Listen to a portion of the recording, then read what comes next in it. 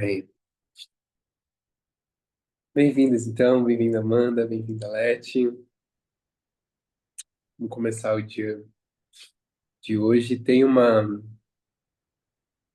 Começa assim muito feliz. Acho que não chegamos a falar no ao vivo desde então, mas eu comecei a ler o The Continuum Concept, que foi indicado no grupo. Você foi uma das que indicou, Amanda? Não. Você também não leu ele. Tá mutada. Tá. Não, eu não li ainda, não conhecia, não, Israel. Eu Você já não leu, leio né? em inglês, então às vezes eu fico um pouco privada, assim, das Hum, referências que não tem tradução. sim. É, não tem Eu tradução, sabe? não, eu não li, fiquei muito curiosa quando eu vi que tu postou ali no grupo. Mano, é muito bom o livro. Mano,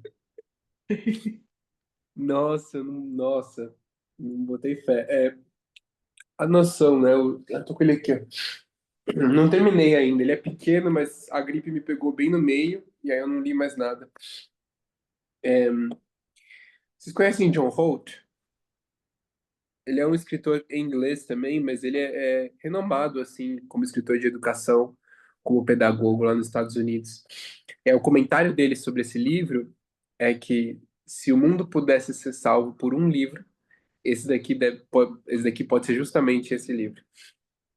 E aí o livro, ele conta a história de uma mulher, a Jean Liedloff, e ela morou 2 anos e meio com tribos aqui da América do Sul, mas tribos isoladas, assim, tribos que meio intocadas, sabe, pela civilização, que mantiveram costumes bem antigos. E morou 2 anos e meio com eles.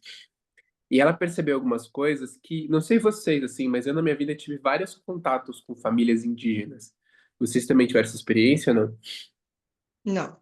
Não. Eu Eu tive por não. causa do contexto da ayahuasca e tudo mais, eu já fui para Amazônia, então por conta dessas coisas, assim, eu acabei tendo muitos contatos nesse tipo de sentido. E aí ela fala uma coisa que ela fala que a gente não, que a gente vê, mas parece que não percebe. Eu achei muito foda, porque era algo que eu tinha visto e nunca tinha percebido. A relação pai e mãe com filho, com criança, de povos indígenas é muito diferente. E a forma que a criança responde é muito diferente. Então, eu, tendo várias vezes essa experiência, eu nunca vi uma criança indígena fazer manha, uma criança indígena fazer birra, uma criança indígena, e não só indígena daqui, mas do Peru também. Eu tive muito contato por andar lá pelo Peru com famílias tradicionais peruanas, né, que tem uma linhagem ali mais antiga dos quechuas, dos incas. Nunca vi também criança ali fazer manha, fazer birra. Nunca vi nesse mesmo contexto a criança ser desrespeitosa com o pai, desrespeitosa com a mãe, mas também nunca vi pai e mãe bater em criança ou fazer ela obedecer à força. É uma relação bem diferente, assim, sabe? É claro que estamos falando de povos indígenas um pouco mais reclusos, né? Porque tem muito esse problema de que muitos do que vão acabar entrando em contato com a sociedade, algumas comunidades entram o alcoolismo, entre essas coisas que desvia completamente, né? As relações ali dentro. Mas, mas fora isso, eu sempre tinha percebido, mas nunca tinha notado que talvez tivesse algo na forma como eles educam, como criam as crianças, que cria essa relação de respeito tão grande entre eles. E aí o que esse livro daqui fala é que ele construiu um conceito chamado conceito contínuo, de que nós seres humanos fomos criados para ficar no colo dos nossos pais e nossas mães até o momento que a gente quisesse sair, até o momento que a gente fosse andar. E que a gente foi feito, desenhado para não sair do colo da mãe, do colo do pai. Ela fala do colo da figura materna, que para a criança a figura materna é qualquer pessoa que está cuidando dela ali, né? Então, para não sair do colo dessa figura materna e, e que a gente foi desenhado para fazer isso e que quando não tem isso, quando isso é cortado, a criança desenvolve várias consequências. E acho muito interessante porque isso conversa muito também com a teoria da Montessori. Eu lembro quando estava nos livros dela, ela tem um nome específico para isso, que é coisas que acontecem com a criança quando ela é tirada do movimento natural dela. Eu não lembro o nome que ela fala para isso, mas ela considerava sempre as manhas e as birras um indício de que a criança estava em algum lugar ali desregulada, desconectada. E então, ele traz essa ideia esse- de que a solução para muitos problemas que a gente tem moderno com a criança é o fato da gente tirar a criança do colo cedo demais, com essa ideia de que a criança tem que ficar madura, senão ela vai ficar manhosa, senão ela vai, se a criança dormir com os pais, ela vai ficar manhosa, não vai saber ser independente, tem que sair do colo, etc.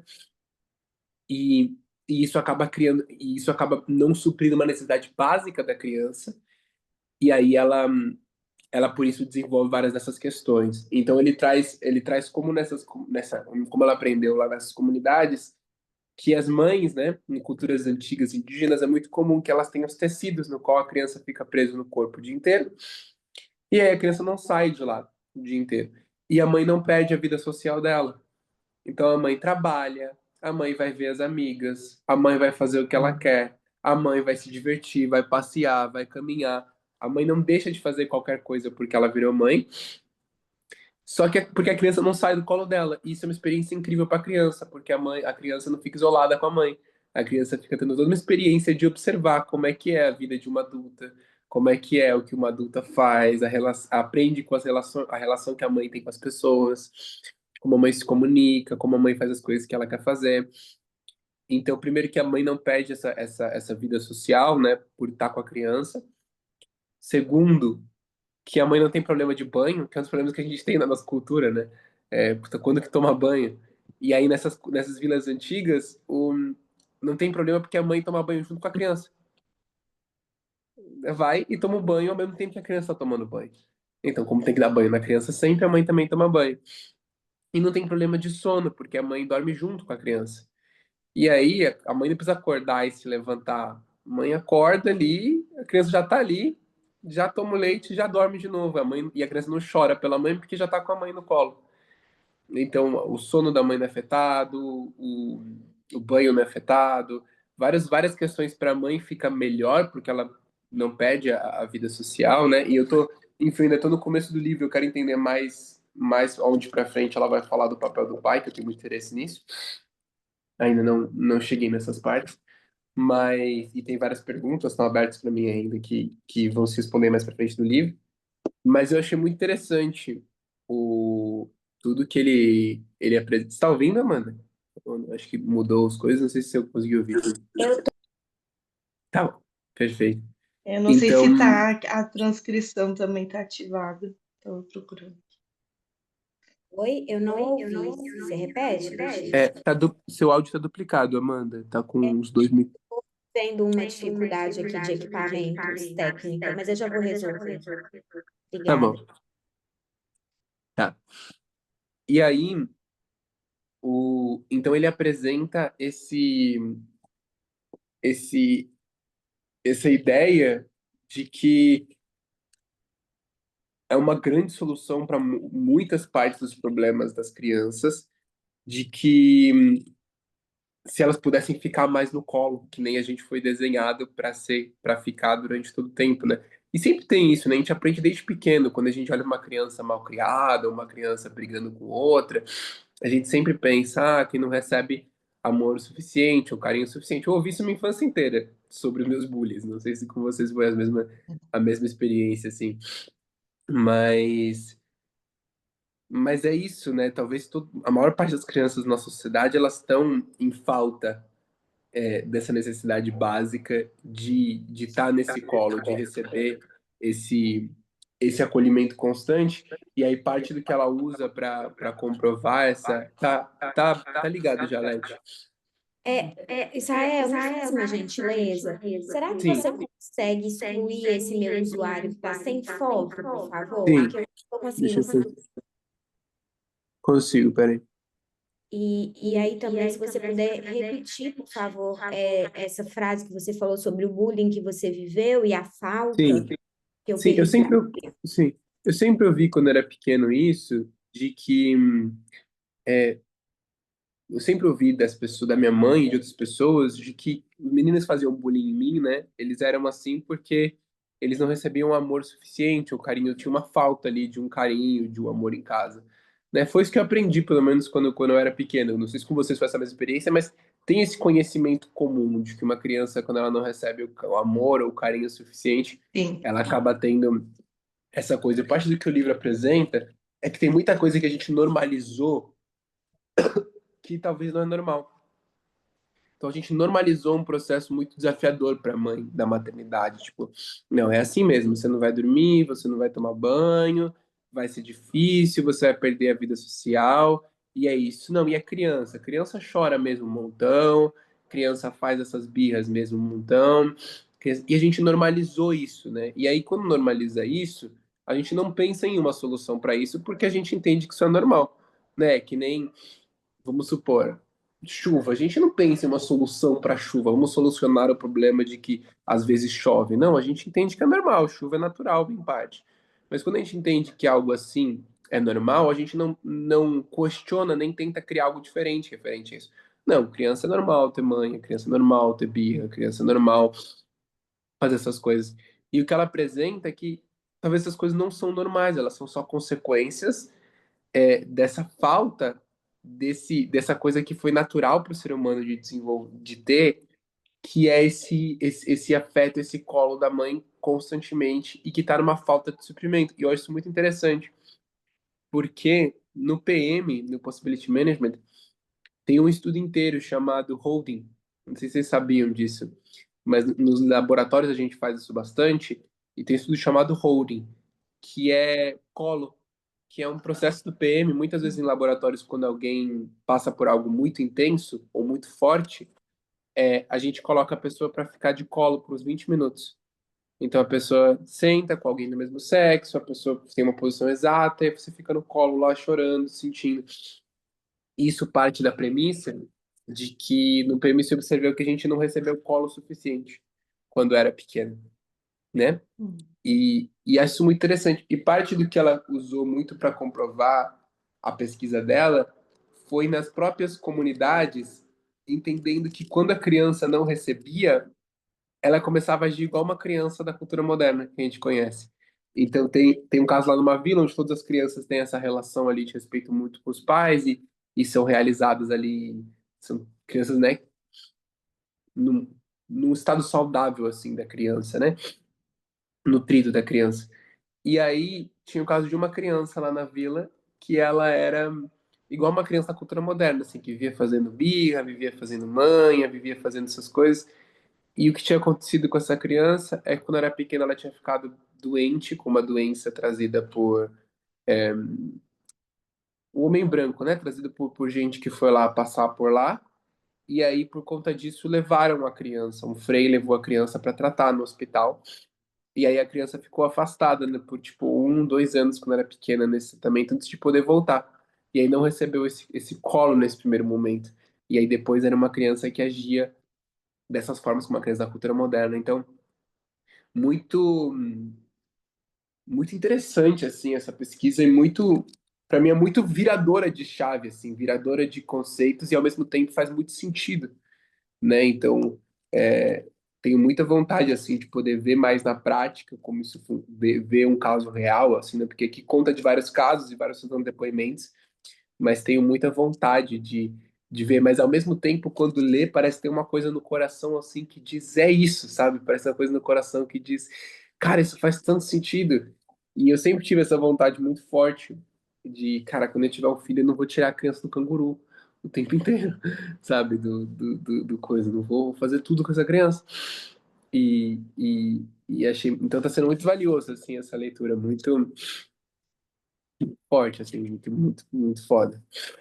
Rael, eu queria colaborar um pouco, assim, porque eu Uhum. vejo muito essa questão também empiricamente é uma questão que eu também tenho, assim, percepções com relação a isso, vou contar um pouquinho sobre isso, assim, na minha Uhum. trajetória.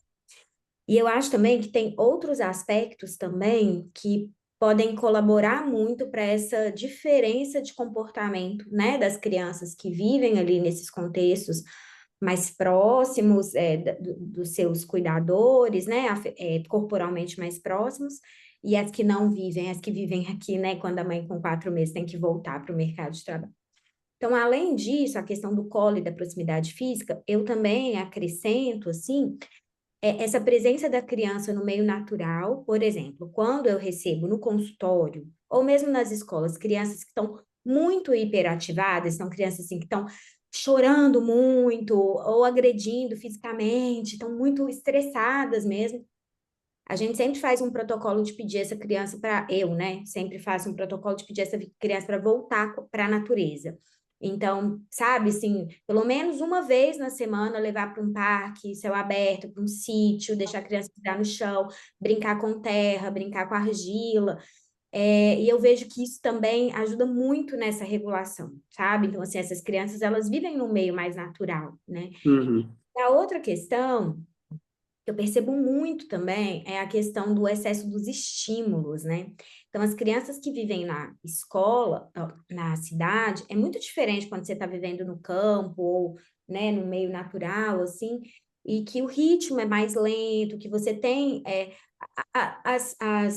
os estímulos, eles são os da própria natureza, né? É muito diferente. Então, eu vejo aqui, eu atendo muitas crianças com diagnósticos, assim, né? Crianças às vezes que estão em quadros de hipersensibilidade sensorial, por exemplo, assim.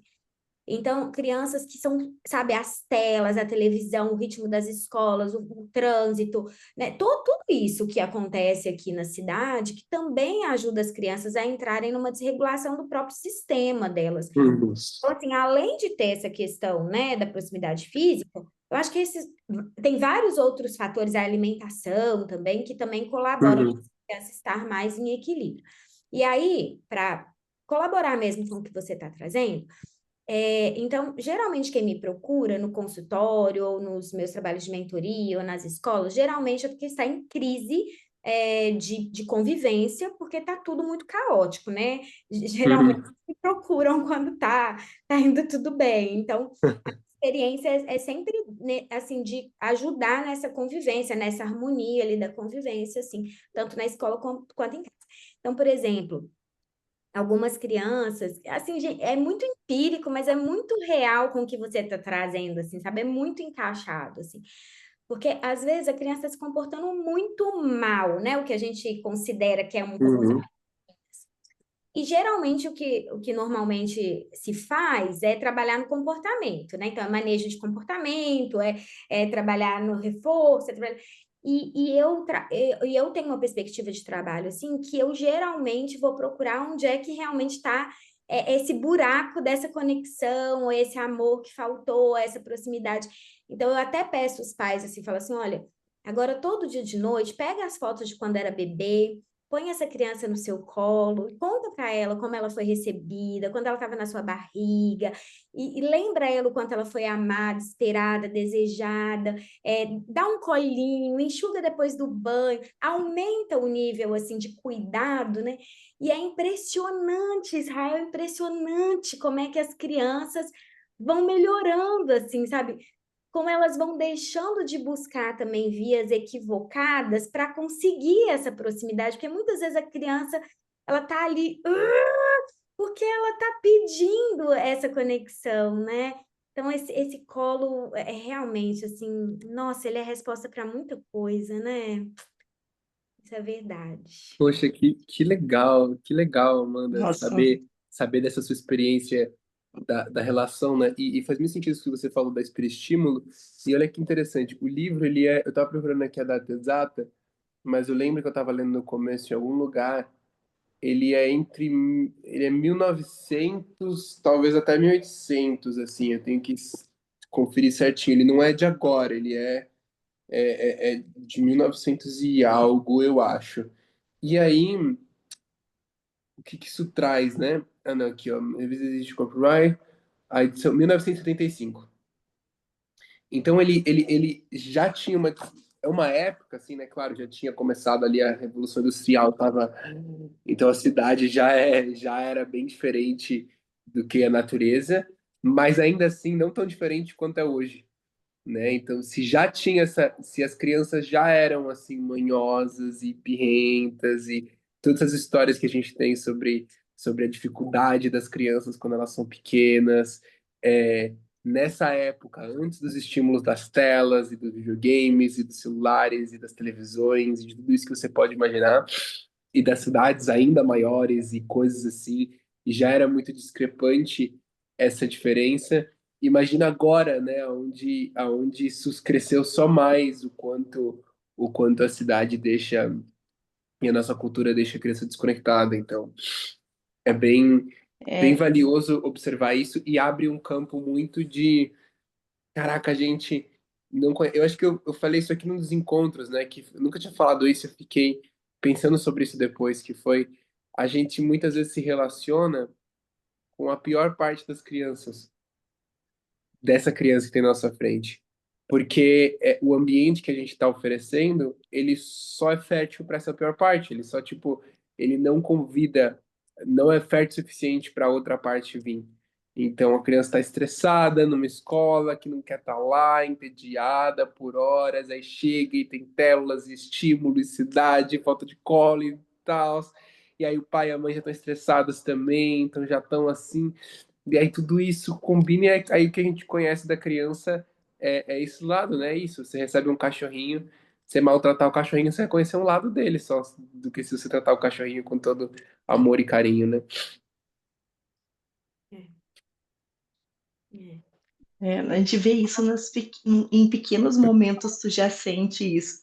Eu falava com uma amiga aqui, até uma amiga em comum com isso, que tem duas meninas pequenas, e eu fui no aniversário de uma delas na semana passada, e eu disse, nossa, é a turminha dela da escola, que tava uma paz, assim, sabe? E é muita criança, e tava uma coisa tranquila, gostosa, assim.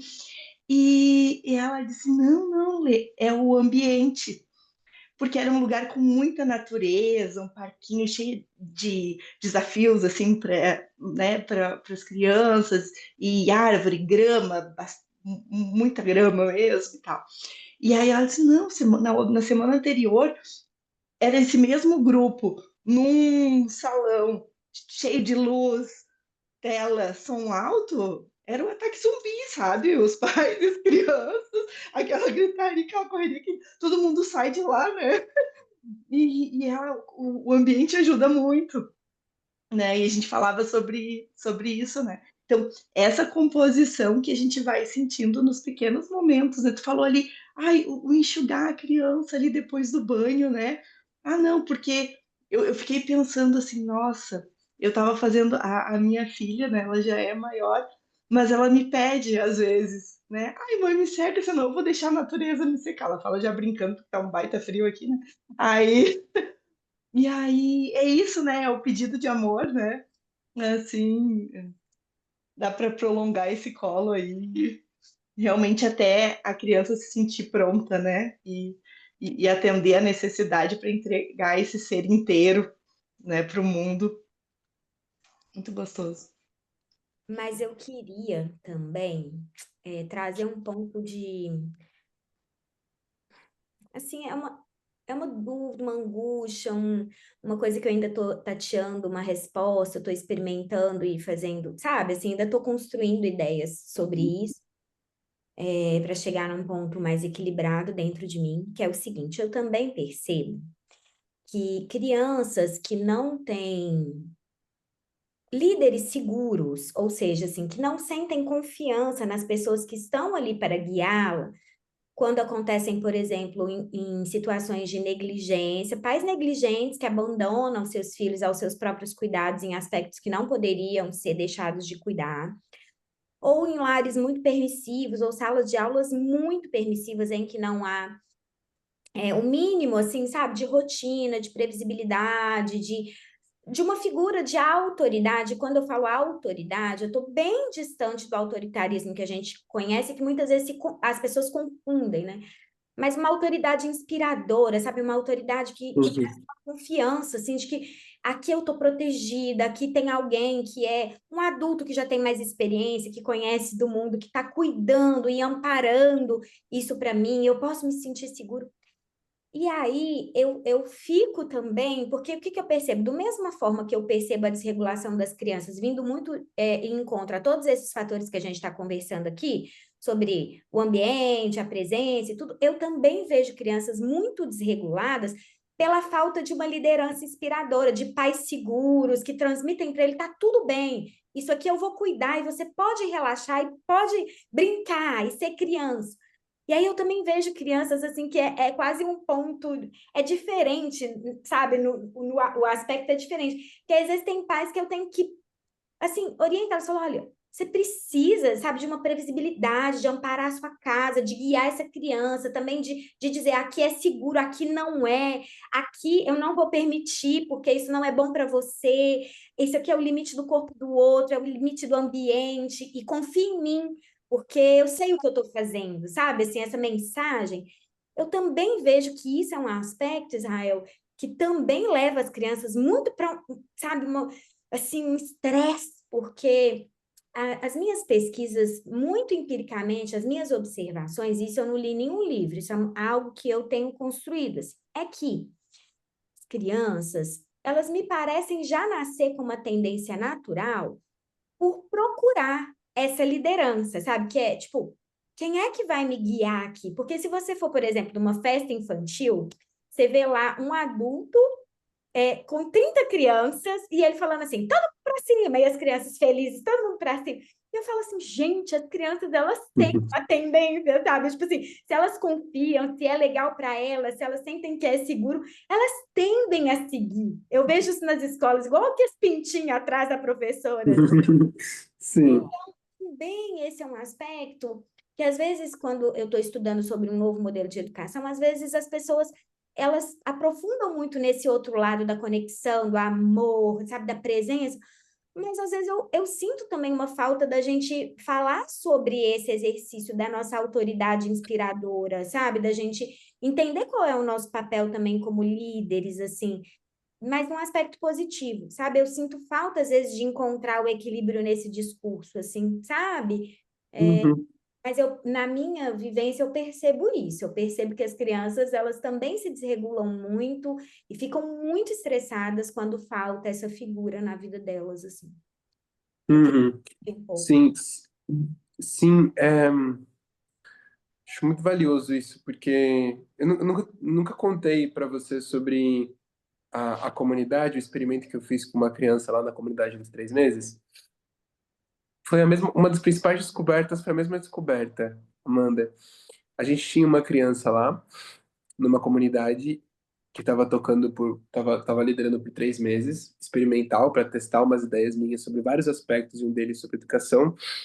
E foi quando a gente foi aplicar algumas coisas do meu livro, assim, para entender na prática como acontecia, né? E a menina que foi para lá, que é maravilhosa, ela é um amor, mas quando ela chegou, ela era uma criança típica de uma criança que é bem desafiadora, assim, que as pessoas chamariam de bem desafiadora, né? Então eu não sei você, mas eu já vi muitas vezes pais que tentaram parentalidade positiva e o que acaba acontecendo é que as crianças parecem Tazes, sabe? O Tazes do Looney Tunes. Criança roda eles de um lado para o outro, consegue tudo que quer, rosna, faz tudo que você imagina. Como é que pode? A Nossa, parentalidade positiva, a criança vira isso. Então, acontece muito assim. E era um caso desse. Então, ela ameaçava, falava: vou passar o facão na sua garganta, um caminhão de areia, eu vou te soterrar, te matar, te atropelar. E aí e assim, ela falava: vou fazer tudo para conseguir. Então, ela fazia tudo para conseguir o que ela queria. E ela nunca tinha não conseguido o que ela queria, assim. Ela sempre conseguiu o que ela queria, 100% das vezes, não tinha falhado nenhuma vez. Até então, ela tinha 5 anos já. E ela fazia, assim, de tudo, de tudo. E ela tinha essa coisa com a autoridade, né? Ela tinha isso de querer desafiar, entender quem era a autoridade e querer se colocar. E era bem assim, né? E ela é muito inteligente, muito inteligente. Então ela chegou assim, já falou: quem é o chefe? Quem é a autoridade aqui? Aí ela era muito engraçada. Aí no começo ela era desse jeitinho, assim. E aí passou os 3 meses, ela virou uma criança completamente diferente. Sem a gente nunca ter aplicado punição, sem nunca ter aplicado culpa, nunca ter castigo, nunca ter batido, nunca ter nada. No final, ela tinha uma relação assim de respeito com a mãe. Ela nunca mais fez uma ameaças dessas coisas. Ela mudou assim completamente e não perdeu a raiva dela, mas agora falava com muita maturidade assim, de negociar assim e de levantar a espada da clareza assim, tipo a mãe fazer uma coisa, fala: "Mãe, isso daí é, como é que é? Isso daí é manipulação". Ela falou pra mãe dela: "Mãe, é verdade". Desculpa. Então ela é tipo a menina fiada, inteligente, mas sem mais ser agressiva daquela forma, sem fazer essas coisas, né? E o que rolou, o que aconteceu, uma das principais coisas foi isso. E a forma como a gente teve essa descoberta da liderança foi com as cavalas do espaço. Olha que interessante. Nesse espaço tinham 3 cavalos antes da gente chegar. Era um espaço onde a gente convivia com animais selvagens. Tinha 3 cavalas, as 3 elas eram cavalas selvagens, assim, criadas sem você subir, montar nelas, nada do tipo.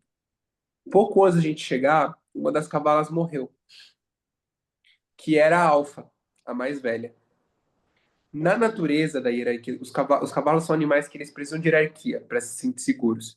Então tem sempre um líder, por quê? Porque todos os outros podem pastar relaxados e dormir relaxados, porque sabe que o líder está sempre olhando. Então o líder está sempre olhando e se vem um predador, enquanto os cavalos correm, o líder corre na direção do predador. Ele é ali quem mantém a segurança. Então, essa morreu, acho que era. Qual era o nome dela? Não lembro. Ela morreu, que era a líder, a mais velha. E aí, a natureza da hierarquia dos cavalos é que a segunda mais velha assumisse, que é a morena. Então, ela ia virar a nova líder e tinha a Charrua, que era mais nova, que ela ia ficar, não ia ser a líder, né? Charrua era relativamente mais nova que a morena. Só que acontece, quando um cavalo mais novo não confia na mais velha para ser a líder, ela precisa assumir esse lugar, porque ela não confia.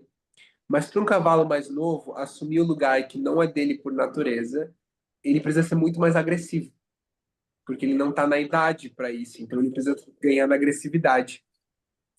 E aí a Charrua era uma cavala super agressiva, que mordia a morena, vinha tentar morder a gente, tentava não, até conseguir uma hora morder uma pessoa lá. Então ela era uma cavala bem mais agressiva, assim. E ela, inclusive, deu uma mordiscadinha nessa criança, né, de 5 anos, que deu um tapa no focinho dela e tomou uma mordiscada da cavala. Então, ela era uma cavala, assim, que... E a gente percebeu, caraca, com a criança é a mesma coisa. Quando a criança ela não se sente segura no amparamento de espaço do pai e da mãe, não consegue confiar nela para estar seguro. Por quê? Porque ela conseguia enrolar todo mundo. Ela conseguia enrolar os adultos. Ela conseguia enganar os adultos. Imagina ser uma criança. Se você consegue enganar os adultos, os seus pais, você não confia neles para cuidar de você. Porque se você consegue enganar eles, imagina as outras pessoas. Então você não confia nisso, se você consegue enganar. Então ela não confiava. E aí ela, ela assumia a força esse lugar, né? Pegava força esse lugar de comandar e de decidir tudo. E aí foi um processo muito forte de conversar isso com a mãe dela e desenvolver a mãe nesse lugar de colocar os limites, de não ser enganada, porque né, a mãe tinha capacidade total, ela só tinha medo de fazer isso, achava que não queria, enfim, ser errado e tudo mais. E aí foi muito louco, porque a relação dessa menininha comigo e com a Amanda, por exemplo, desde o começo virou muito diferente. Então ela começou do nada, ela desrespeitava todo mundo, mas rapidinho ela respeitava eu e a Amanda. Porque a gente não enrolava. Eu falava, tô vendo o que você está fazendo. Você não vai me enganar. Você não me enrola. E aí foi muito forte, assim, porque aí a mãe dela viu também como ela agia diferente comigo e com a Amanda, e aí começou a trabalhar, e aí a mãe dela começou a mudar, e ela começou a agir assim com a mãe, respeitar a mãe nesse lugar. E aí teve uns processos muito lindos, né? Teve um processo um dia na cozinha que foi muito forte, assim, a mãe chorando pra caramba, porque tava difícil pra mãe aguentar, mas a gente junto com a mãe, que foi a primeira vez que ela não conseguiu o que ela queria na vida, a menininha. E aí ela tentou, assim, 1h30 fazendo uau, caos, aí até que não conseguiu. E aí nesse dia a relação delas começou a mudar, que aí ela desistiu, foi pro colo da mãe, depois de desistir, assim, e aí foi lindo, porque a relação começou a mudar e foi um processo muito forte para a mãe que chorou e ficou toda líquida, assim, emocionada. Foi muito forte, mas foi muito, muito bonito, assim, essa experiência toda. Ah, que demais. Eu sinto muito alívio, te ouvindo, porque eu evidenciei, assim, que em alguns momentos eu sinto muito medo, né, de estar nesse grupo. É, também por esses aspectos, assim, que ainda são terrenos que, às vezes, eu tenho muita segurança sobre eles, às vezes eu me sinto tateando ainda, sabe, sem muita... construindo uma referência própria para isso, e tem toda essa prática que eu observo também, isso que você contou, esse relato, muito lindo, obrigada. Mas assim, eu vejo isso muito, sabe? Assim, e eu tenho uma coisa que para eu conseguir entrar dentro das escolas tradicionais, eu tenho uma isca, e a minha isca é a autoridade do professor, né? Então, fala assim, ó, sua Uhum, sala está caótica, você precisa construir uma autoridade. Só que quando o professor é fisgado uhum, com isca, a autoridade que eu ajudo ele a construir é uma autoridade de uhum, vínculo, é uma autoridade de respeito mútuo, é uma autoridade que corta castigo, punição, ameaças, né? E aí eu introduzo outras formas assim de negociação, de flexibilidade, de mediação positiva de conflitos e tudo, e que é autoridade, sabe? Então aí o que uhum. acontece? Às vezes eu pego muitos professores assim que os métodos que eles tinham era grito, punição, tirar nota, colocar nome no quadro, era isso que eles usavam, né? E aí eles se tornam muito mais positivos, assim, muito mais vinculados, muito mais calmos, não utilizam mais essas ferramentas tradicionais. E aí a sala de aula deles se torna infinitamente mais organizada, mais disciplinada, mais equilibrada, porque, querendo ou não, é um contexto em que um adulto tem 30 crianças, né? Às vezes para ele direcionar, então a disciplina nesses contextos ela ainda se faz bastante necessária, porque senão realmente algumas coisas da escola tradicional não são possíveis, né? Então eu também tenho que trabalhar muito com a realidade, assim. Mas aí é aquela sala de aula em que as crianças são muito mais felizes, elas vivem muito mais bem-estar, e é o inverso, sabe? Assim, é tudo muito interessante, porque aí aquele líder daquela sala, ele se torna alguém confiável, ele se torna alguém inspirador.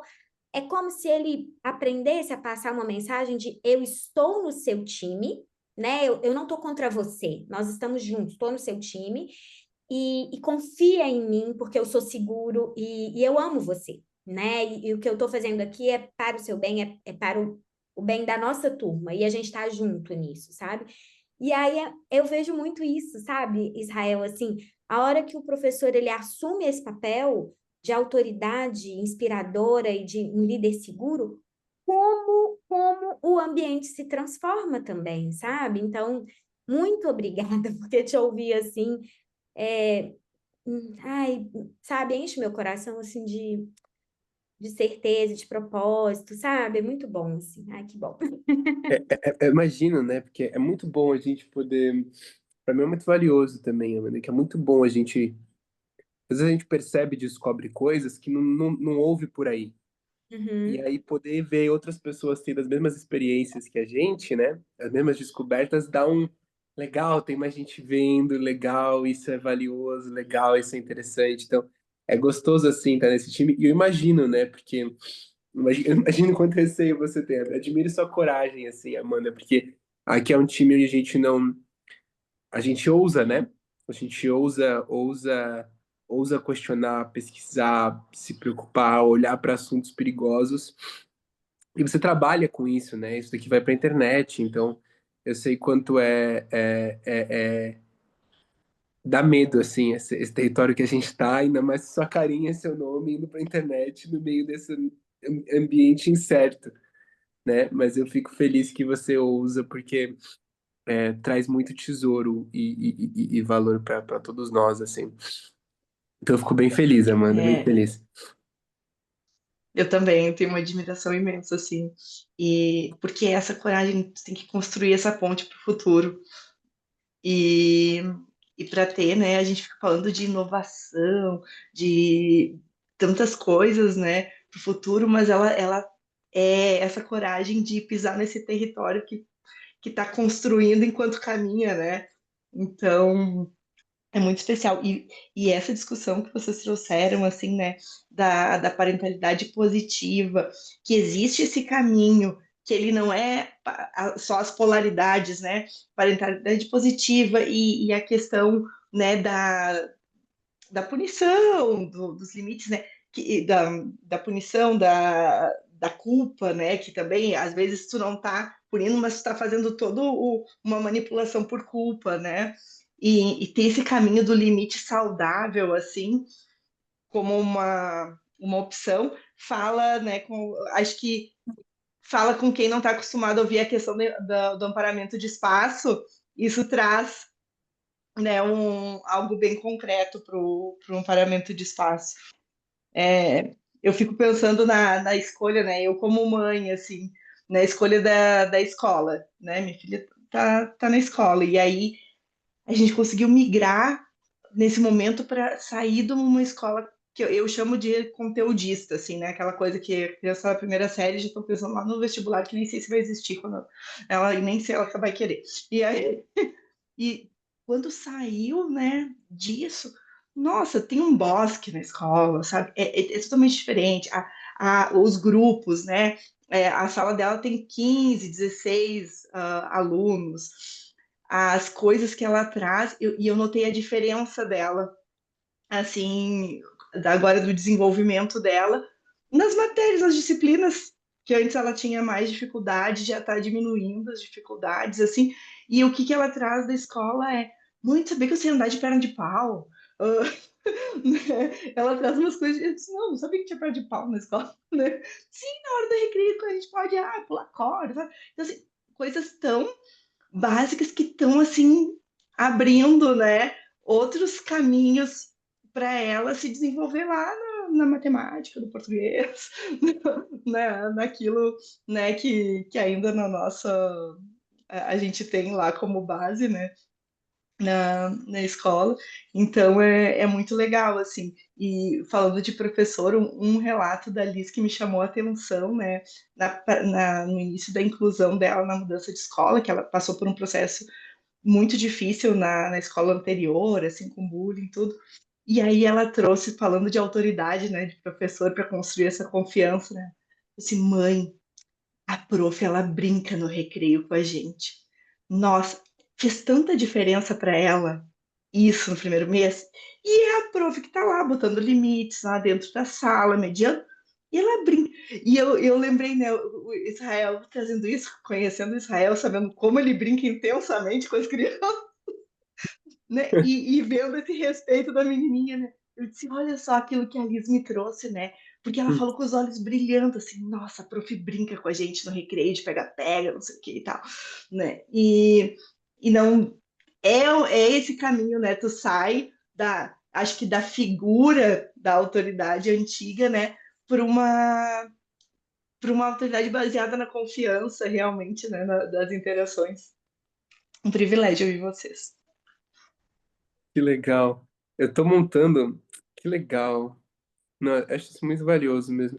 Eu tô montando aqui, tô escrevendo o que a gente tá falando, porque tá vindo pra mim um desenho, assim, de. Eu montei o meu livro, né, o Educando Gênios, em três pilares: o espaço, o amparador de espaço e a autonomia. Que ele era sobre o espaço, ele é o espaço não só físico, mas o espaço contextual também. O amparador de espaço, como aquele que está cultivando ali, o permacultor de crianças, e a autonomia como esse princípio da criança autoguiar. Mas está vindo mais coisas que a gente está falando, talvez outras palavras e também algumas coisas novas, para ser ainda mais completo nesse cultivo de crianças, não só como ambiente de uma escola, mas em casa, né, para pais e mães. E vem para mim, por enquanto, né, essa premissa do colo, que eu acho uma premissa muito foda, assim. Eu quero pesquisar mais, experimentar isso, mas se for mesmo isso o que tá mostrando ser, é tipo, puta que pariu, isso é muito importante.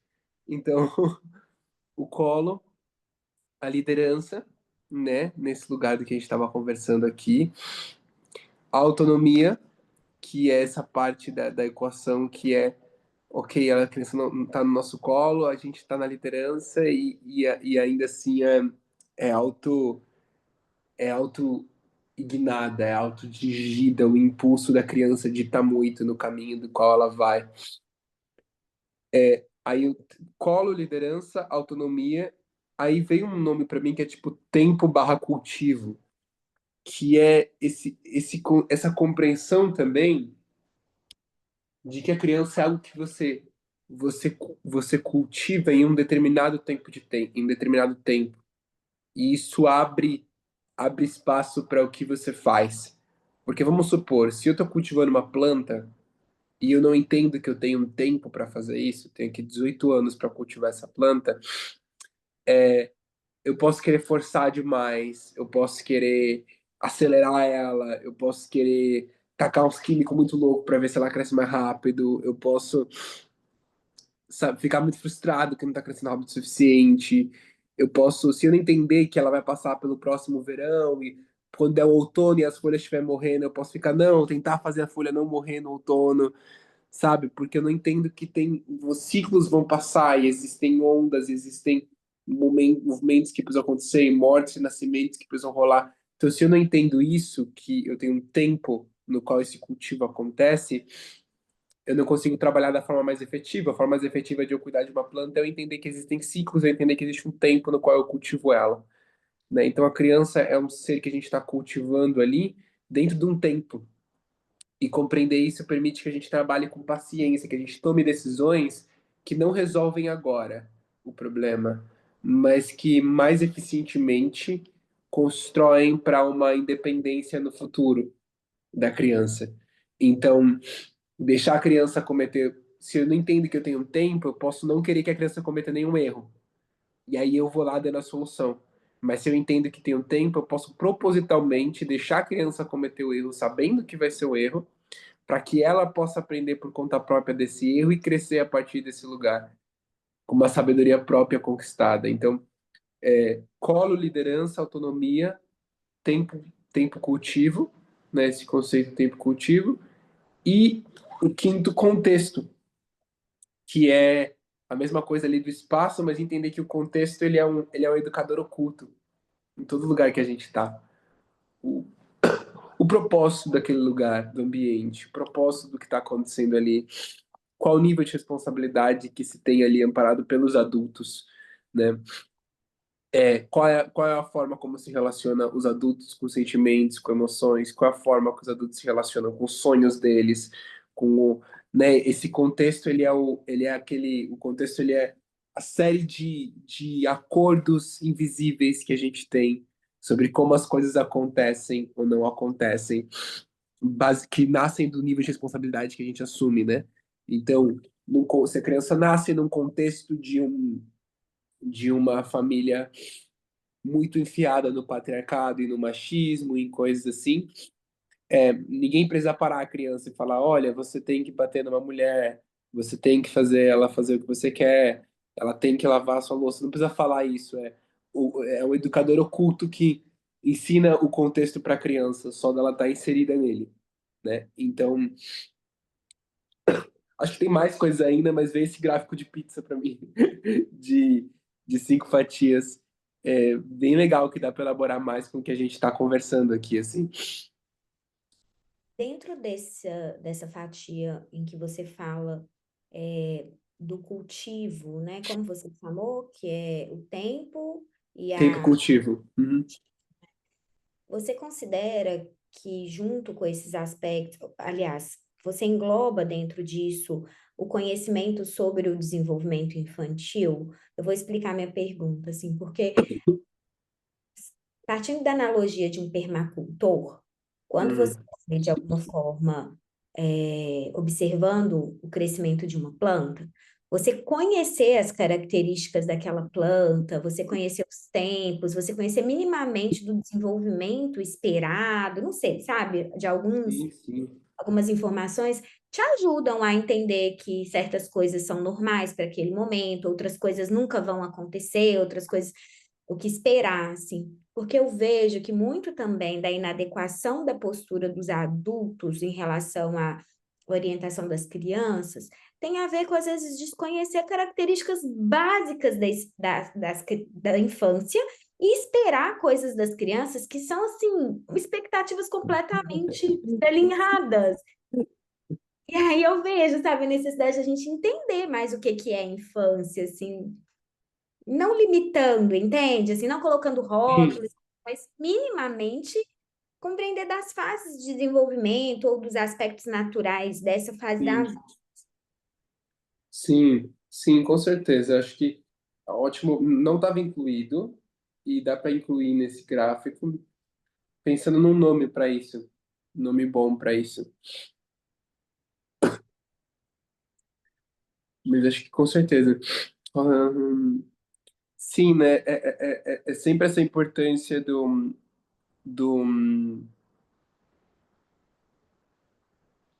que eu acho que ele entra junto com aquela coisa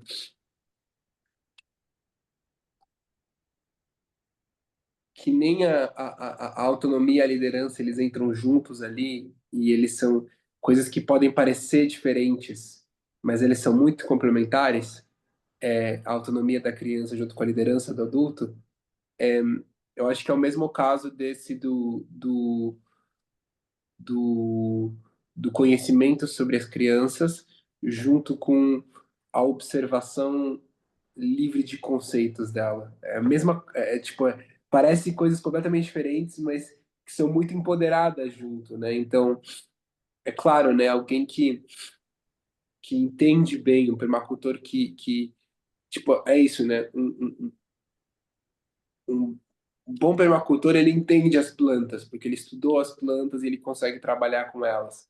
Um permacultor extraordinário, ele entende as plantas e consegue chegar e tá de ouvidos e olhos 100% abertos, livre do que ele leu, para que ele possa observar o que ela está precisando. Mas ele tem o apoio ali por trás de tudo que ele sabe também sobre, né? Então eu acho que isso é muito valioso. E é mais um do tipo de coisa que eu falo, puta, acho que isso é o tipo de coisa que seria muito lindo se a gente aprendesse no ensino médio, né? Funcionamento das crianças. Imagina, a última matéria, antes de você se sair da escola, é você entender como as crianças funcionam. Aí você entende todo o processo que você passou, você fala, que legal! Aí você entende por que isso, né? Nós adultos lidamos com crianças, independente se é pai ou mãe ou o que for, né? A gente tá lidando com crianças o tempo todo no mundo. Então, acho que isso seria uma matéria muito massa que tivesse, né? Matéria de finalização ali, fosse que legal. Deixa eu anotar também. Depois eu vou mandar isso pra gente lá, pra gente ter no grupo. Eu acho bem legal. Que horas são? Deixa eu ver só. Você precisava Eu sair vou ter as. que sair. É. Sim, nossa, 7. Meu Deus, eu não. Nossa, eu falei exatamente às 12 horas, não acredito. A intuição tá fina aqui. Eu proponho a gente finalizar já, então. Eu quero descansar também Sim. pelo corpinho aqui. Mas foi muito gostoso o papo hoje. Foi muito bom trocar com vocês duas sobre todos esses assuntos e feliz sempre de trocar. Viu? Um beijo, Também. gratidão e até a próxima segunda. Beijo. Tchau, Obrigada. tchau. Até lá. Até Tchau. mais.